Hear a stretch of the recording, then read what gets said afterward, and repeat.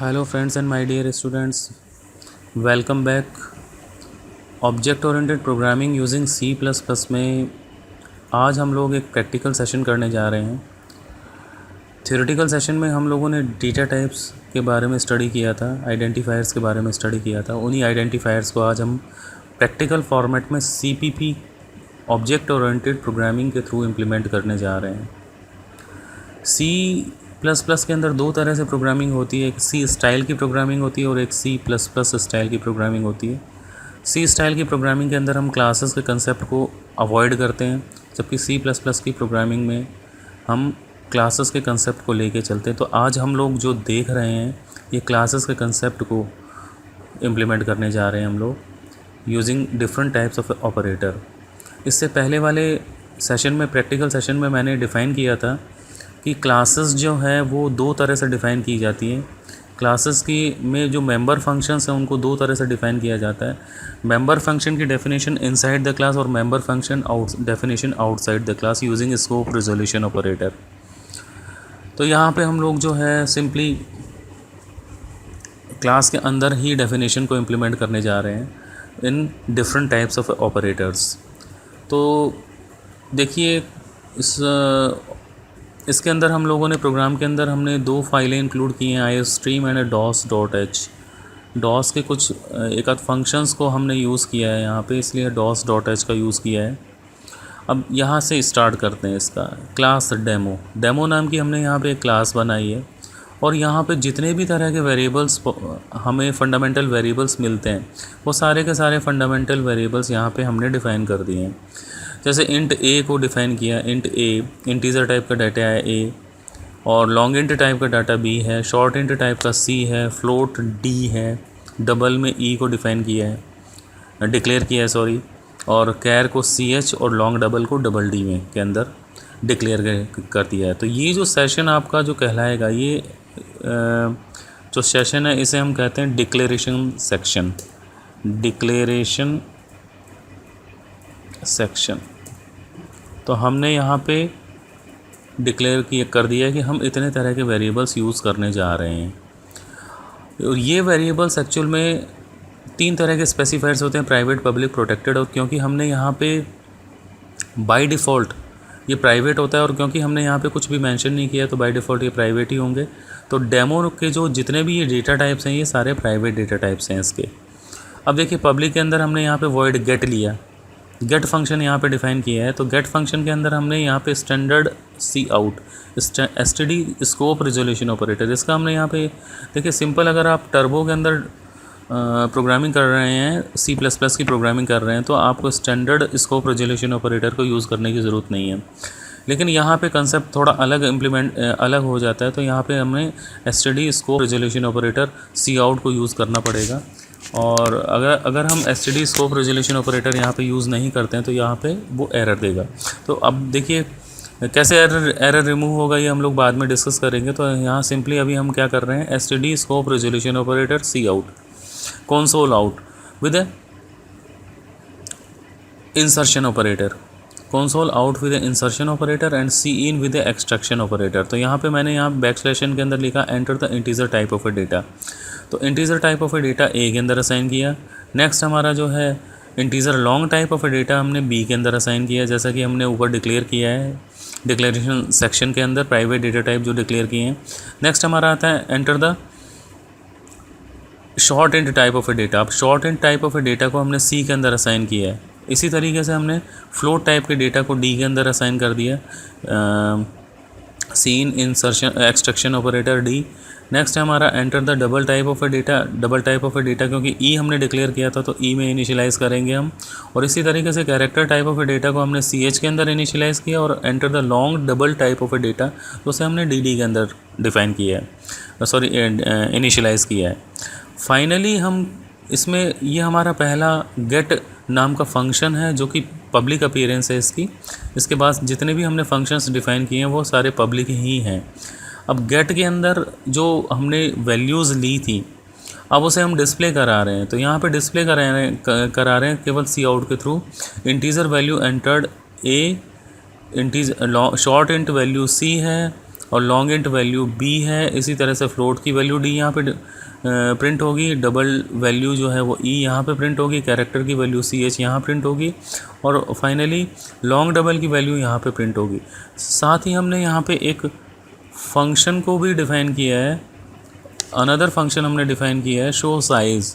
अब देखिए ये जो शो साइज़ नाम का जो फंक्शन है ये क्या कर रहा है कि डिफरेंट डेटा टाइप्स हमने जो ऊपर यूज़ किए हैं उन सारे डेटा टाइप्स के साइज़ को प्रिंट कर रहा है।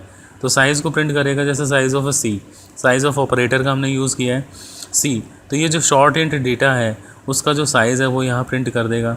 इंटीजर टाइप के डेटा का साइज़ यहाँ पे प्रिंट करेगा। लॉन्ग इंट टाइप के साइज़ का जो है साइज़ ऑफ बी यहाँ प्रिंट कर देगा, और फ्लोट का यहाँ पे प्रिंट करेगा।